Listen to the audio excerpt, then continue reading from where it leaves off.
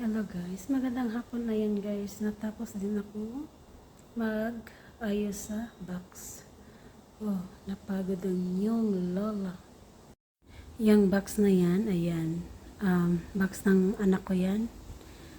Para sa kanyang ati. Mga damit niya yan kasi hindi na niya makasya kasi buntis na siya. So, malaki na siya.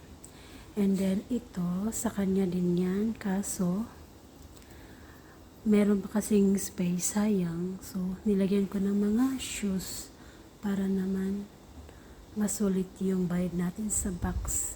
At ito naman, ito yung aking box.